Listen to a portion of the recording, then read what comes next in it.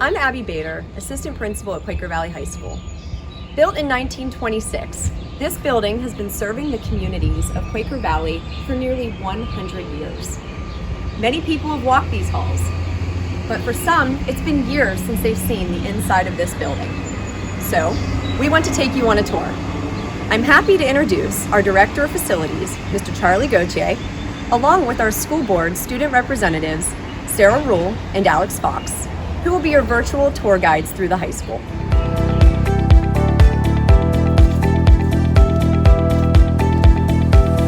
My name is Sarah Rule, and I'm a rising senior.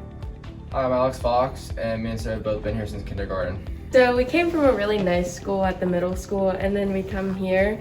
We're really thankful for it, but it's definitely a big change for all of the students. Okay, so for our hallways, you can see the ceilings are pretty short. Like I can touch the ceiling without even going my tippy toes. I'm not that tall.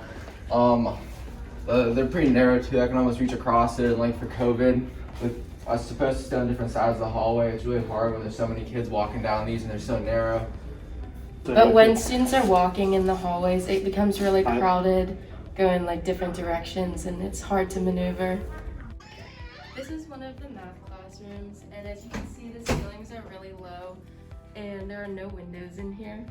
And there's like some padding on these to make sure you don't hit your head, which is kind of weird.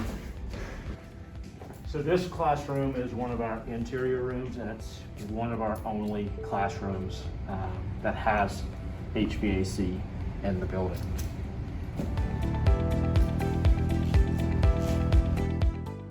This is what our normal classroom looks like. As you can see, it's really loud in this corner. So that's each of these outer classrooms. They all have window units, dehumidifiers, and we also have air purifiers. So we have 3 different pieces of equipment since we don't have central HVAC in any of these outer classrooms. So again, you have that running non-stop. Well, we also have our univents, so for winter time to heat the classroom. So you have 4 pieces of equipment in this one classroom. But that's normal for all outside classrooms.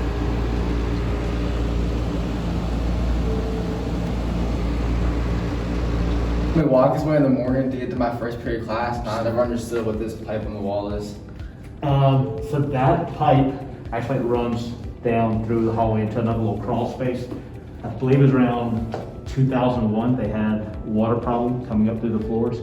And so this pipe goes into another space back here that has a pump, and it pumps water out of that room down into here into a drain.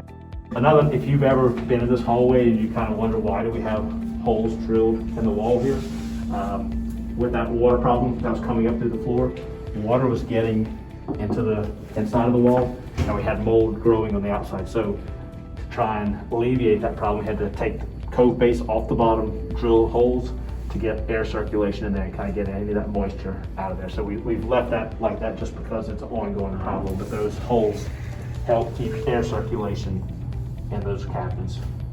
Is it okay for me to come in? Yeah. Okay, thank you. Alright, I always wondered what the stuff on the walls. So that's efflorescent. So when the mortar joints in here start getting really old, there's salt coming out from that mortar.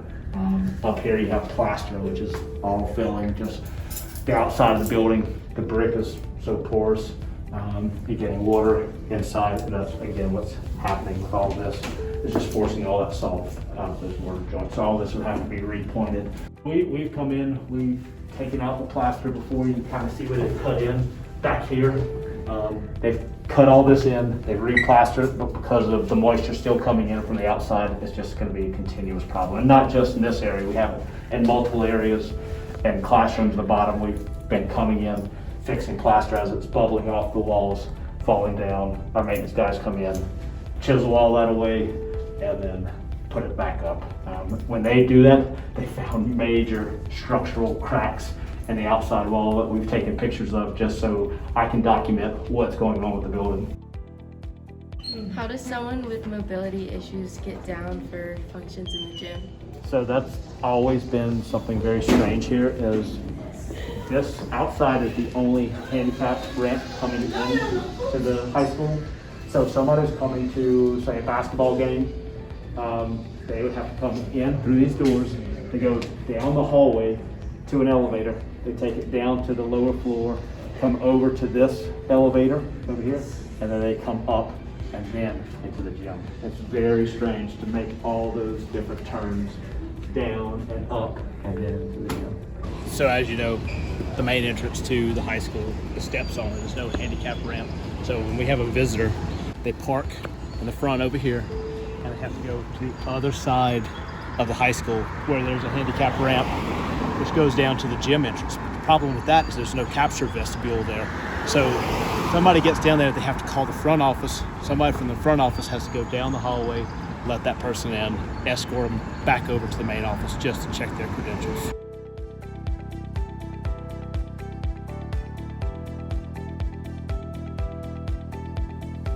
It definitely is a bigger hill for students to walk up compared to like other school districts in their layout. And then also here you can see in the mornings the buses come through here, so there's no separation for the students walking up and then the buses. And like for us, even it's annoying, but it's manageable. But for like kids who are maybe out of shape or have mobility issues, it's a big hill. I hope you learned something on this virtual tour today.